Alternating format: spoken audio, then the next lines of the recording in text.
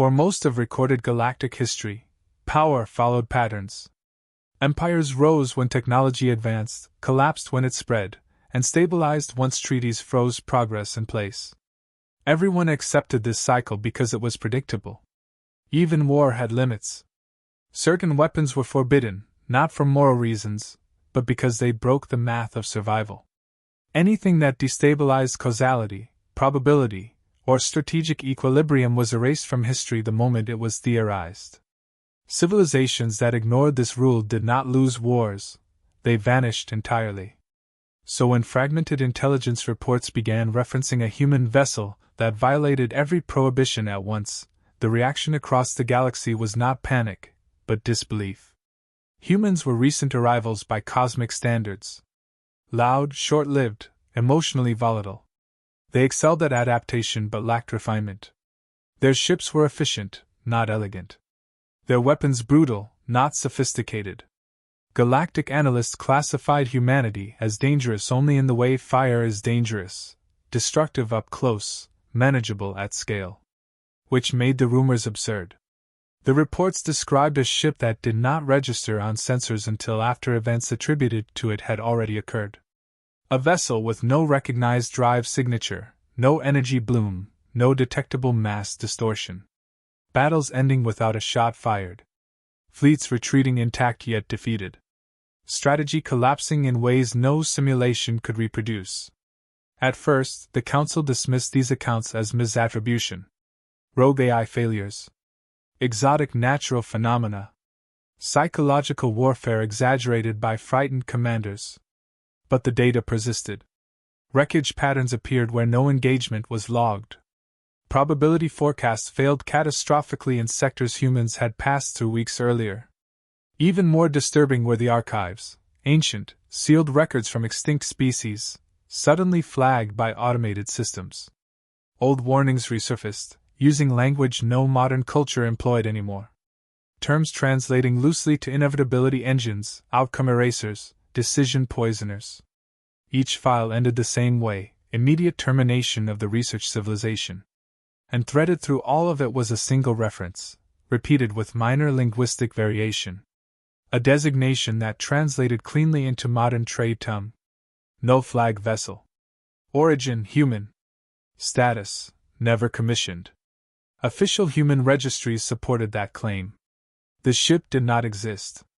It had been designed, debated, and ultimately buried by human authorities themselves. Construction halted. Records sealed. Scientists reassigned. Even the name struck out of public databases. According to every lawful channel, humanity had chosen restraint.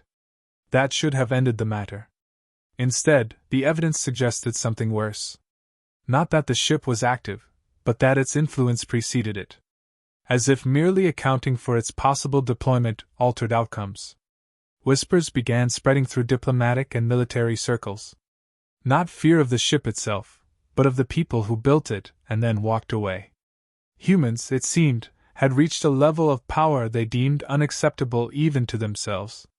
That alone unsettled the galaxy more than any weapon could. Civilizations feared enemies who wanted to win. They feared humans because they appeared to be preparing for a future where winning was irrelevant. The phrase entered quiet circulation, never spoken in public sessions, never written in permanent logs. If the human ship ever surfaced, the conflict was already decided. Not because it would destroy everything, but because it meant humanity believed the galaxy had failed every other option. And in a universe governed by careful balances, nothing was more terrifying than a species willing to become the final variable. Even the most ancient observers, beings who had watched stars cool and reignite, found themselves unsettled by the implication. Power could be quantified, weapons catalogued, motives predicted. But restraint born from foresight defied modeling. Humans were not hiding the ship out of weakness or fear.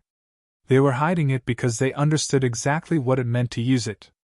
And that understanding, more than the vessel itself, was what made the galaxy begin to watch human space with quiet, growing unease. Something dormant, waiting, judged not by law, but by human conscience alone always. The ship was banned before it ever touched vacuum, not because it failed, but because it worked too well on paper. Every galactic prohibition exists for a reason learned the hard way. Weapons that tear holes in space invite things that crawl back through. Time manipulation fractures causality until victory becomes meaningless. Probability control collapses choice itself. The laws were simple: never build anything that decides outcomes instead of fighting for them. Humans read those laws carefully, then noticed something no one else had. The rules banned effects, not methods. Human engineers didn't try to overpower physics. They treated it like terrain. Instead of shields, they studied inevitability. Instead of weapons, they studied decision chains. The ship they designed did not project force outward. It adjusted the conditions under which force could succeed. In human terms, it didn't swing the blade. It made the enemy miss every swing, every time, without understanding why. To the galaxy, that distinction meant nothing. An unwinnable battle and a pre-decided one were functionally the same. Both ended civilizations. What terrified the Council wasn't destruction, but certainty. Simulations showed the ship never needed to fire. Enemy formations failed before contact. Fleets arrived late, misaligned, or already divided by internal disagreement. Command AIs looped endlessly, unable to resolve optimal choices because no option led to success. The ship didn't jam sensors, it poisoned prediction itself. Futures became unreliable in its presence. Once deployed, escalation ceased to exist. Wars didn't end in defeat. They ended in abandonment. The designers understood what they had built. That was the problem. Humans didn't celebrate the breakthrough. They argued over it. For years. Engineers defended the math. Philosophers questioned the cost. Military planners saw the obvious advantage and then recoiled from it. A weapon that removed risk removed courage. A ship that ensured victory made every war a moral failure before it began. The more they tested the models, the clearer it became. Whoever controlled the vessel would never need allies again. Or permission. The galaxy assumed the ban came from fear of retaliation. It didn't. Humans realized that the ship couldn't be limited by doctrine. It would force every opponent into submission without bloodshed, which sounded humane until the consequences were traced forward. Cultures would stagnate. Resistance would vanish. Choice itself would erode because no one would dare act against an outcome already decided. Peace enforced by inevitability wasn't peace. It was paralysis on a cosmic scale. So humanity did something no other species had ever documented. They canceled success. The project was sealed not under military law, but ethical statute. The hull was never scrapped, never armed, never activated. The core systems remained intact, frozen in a state of readiness that could last centuries. Officially, the vessel was declared a theoretical dead end. Unofficially, it was treated like a sealed verdict. Final, absolute, and never to be read aloud. That decision confused the galaxy more than the weapon itself. Civilizations understood restraint when power was unattainable. They did not understand restraint after mastery. The human explanation was infuriatingly simple. Some problems shouldn't be solved completely. Some victories cost more than defeat. If the ship ever launched, it would mean humanity believed the universe had reached a point where free choice was already dead, and all that remained was damage control. That was why the ship was never allowed to exist. Not because it could end wars, but because it could end the need to choose. And humans, uniquely, were unwilling to live in a universe where no one was allowed to be wrong. The threat did not announce itself. There were no demands, no broadcasts, no ideological justifications. Entire frontier systems simply went silent. At first, it looked like infrastructure failure, relay collapse, navigation errors, local wars spiraling out of control. Then reconnaissance drones returned data that made no strategic sense. Fleets were still intact. Cities remained physically undamaged. Populations were gone. Not displaced. Not killed in measurable ways.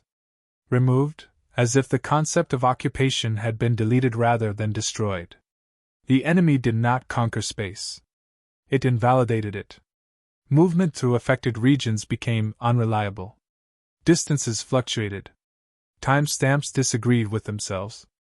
Weapons fired accurately but arrived nowhere meaningful. The aggressor did not adapt to defenses because defenses never engaged in a way that mattered. Ancient empires deployed relic technologies sealed for millennia and watched them fail without resistance. There were no great last stands, only confusion followed by absence. Within months, borders that had held for eons collapsed into irrelevance. Emergency councils convened in constant session. Doctrines were rewritten daily. Nothing stabilized the situation. The threat wasn't stronger than the galaxy, it simply operated on rules no one else was using. Attempts at communication produced recursive echoes, as if intent itself was being reflected back and neutralized. Every projection ended the same way. Total systemic failure within 2 standard cycles. Extinction without spectacle. Human space was not spared. Colonies vanished. Trade lanes twisted into dead ends. Humanity bled like everyone else, but their response pattern differed. They didn't escalate. They paused. Observed. Compared failure states. While others demanded forbidden weapons be authorized, humans requested something else. Access. Permission to deploy an asset officially declared non-existent. The Council refused. The irony was unbearable. Species who had just violated half the galaxy's foundational treaties still drew the line at humanity's sealed project. They argued that unleashing such a ship would permanently destabilize reality. That even survival was not worth that cost. Humans listened. Then they asked a single question that no one answered. What future were they preserving if no one was left to choose it? As the crisis deepened, hypocrisy became policy. Member states activated causality disruptors, temporal anchors, prototype probability engines. Each attempt accelerated the collapse. Reality frayed under too many hands pulling in different directions. And still, the Council voted no. Not because the human ship was unnecessary, but because it worked. They feared a universe where humanity decided when inevitability was justified. The request came a third time, stripped of diplomacy. No promises. No negotiations. Just a statement of responsibility. If the asset was deployed, humans would accept full accountability for the outcome, including sanctions, exile, or erasure after the fact. Silence followed. Then bureaucratic delay. Then another system went dark. The transmission that followed did not go through official channels. It was broadcast openly, unencrypted, carried on every frequency humans still controlled. There was no anger in it. No accusation. Only resolve. Humanity would not wait for permission while existence was being quietly erased. If the galaxy could not decide, humans would. Not as rulers. Not as saviors. As custodians of the last remaining option. The moment that message ended, long-range observers detected an anomaly in human-controlled deep space. No launch flare. No energy spike. Just a statistical impossibility, an object registering as present, and not present across multiple reference frames. The thing the galaxy had forbidden was no longer theoretical. It had not been unleashed in defiance. It had been accepted as necessary. In that instant, the Council understood its mistake. The ship was never meant to win wars. It was meant for moments when choice itself was collapsing. And humanity had decided the universe had reached one of those moments. The ship did not arrive. Arrival implied movement, trajectory, intent made visible. This was different. One moment the battle space behaved according to broken but familiar rules, and the next those rules stopped agreeing with each other. Enemy formations lost coherence without being struck. Attack vectors calculated seconds earlier became meaningless, not because they were countered, but because the conditions they depended on no longer held. Fire control systems reported valid solutions that produced nothing. Missiles launched cleanly and returned telemetry showing perfect execution, yet no target was ever reached. Observers struggled to describe what they were seeing because nothing visibly happened. No explosions. No energy surges. No spatial tearing. The ship was present only as a boundary, an invisible line beyond which hostile intent failed to translate into action. Command AIs attempted to adapt, rerunning probability trees at extreme speeds, burning themselves out as each branch terminated in the same null result. Engagement doctrines collapsed first, then coordination, then morale. Fleets remained intact but functionally paralyzed, trapped inside outcomes that refused to lead anywhere. The ship itself was barely detectable. Instruments disagreed on its size, mass, and even location. It did not maneuver so much as reassert relevance, appearing where its influence was required and nowhere else. There were no shields because nothing struck it. No weapons because nothing reached it. It did not target ships, it targeted assumptions. Enemy forces found their plans unraveling before execution, their reinforcements arriving too late or too early to matter, their retreats blocked by paths that technically still existed but could not be followed coherently. What shattered the opposing command structures was not loss, but comprehension. They realized the ship was not reacting to them. It was shaping the environment in which reactions occurred. The more aggressively they attempted to force outcomes, the more those outcomes dissolved. Some units attempted blind fire. Others powered down entirely. A few tried to ram what they could not see, only to drift harmlessly past coordinates that refused to remain fixed. Within minutes, entire armadas ceased coordinated action without a single casualty inflicted by the human vessel. Allied observers felt no relief. Fear spread instead. This was not dominance through firepower. It was dominance through restraint so absolute it bordered on judgment. The ship could have erased fleets outright. Data projections confirmed it. Instead, it denied them relevance.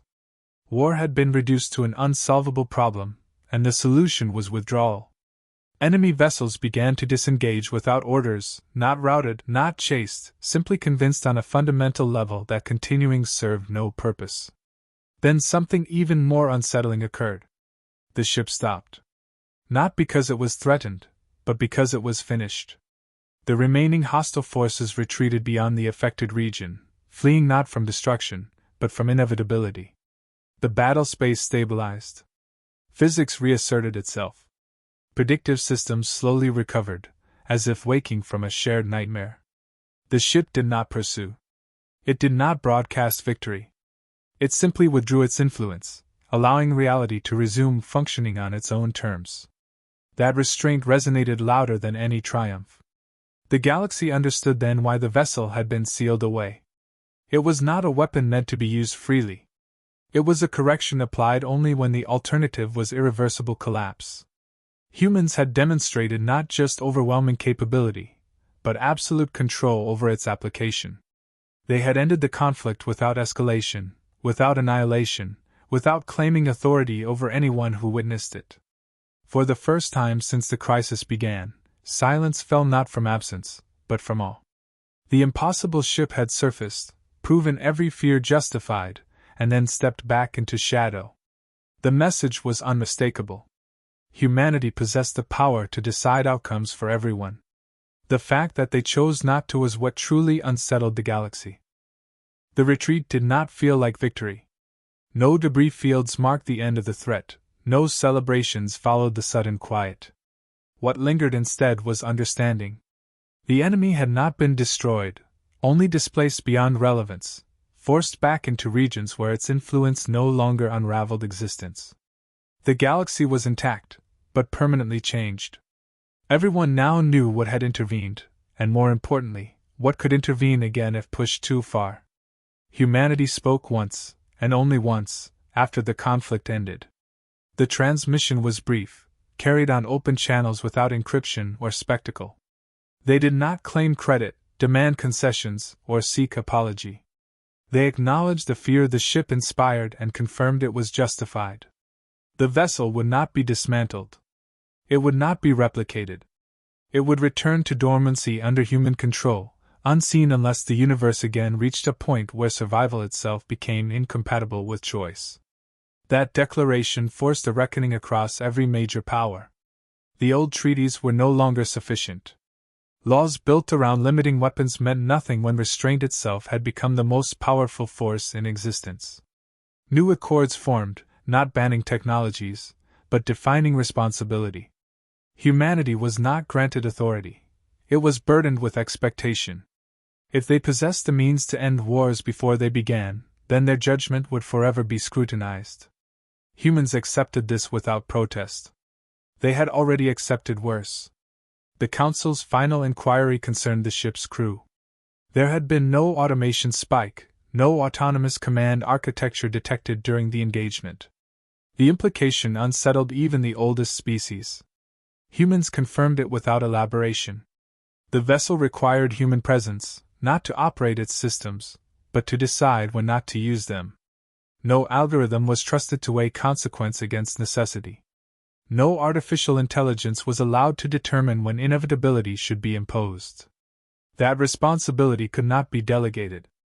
Over time, the legend of the ship grew, but its details blurred. Some claimed it still patrolled unseen boundaries. Others believed it was dismantled in secret. Humans neither confirmed nor denied these stories. They returned to rebuilding, mourning their lost colonies, reintegrating into a galaxy that now watched them with a mixture of gratitude and unease. Trade resumed. Borders stabilized. Wars became rarer, not because fear dominated, but because escalation now carried an unspoken question no strategist could ignore. What remained most disturbing was not the ship's existence, but its absence. The knowledge that humanity had chosen silence over supremacy reshaped diplomatic thought. Power was no longer measured by fleets or territory, but by the willingness to step back when stepping forward would erase freedom itself. Other species began reevaluating their own doctrines, studying restraint as carefully as they once studied conquest. In quiet archives, the ship's designation remained sealed, unchanged. No flag vessel. A reminder that some flags were never meant to be raised. Humanity did not become the galaxy's rulers or its saviors. They became its final safeguard, not by force, but by choice. The universe continued forward, scarred but alive, aware that somewhere, beyond sensors and certainty, existed a line that could not be crossed without consequence. The galaxy learned its final lesson not from devastation, but from mercy wielded with terrifying precision. Humans were not dangerous because they held unimaginable power. They were dangerous because they understood exactly when to let go of it, and when to stand alone between existence and oblivion, without applause, without authority, and without hesitation.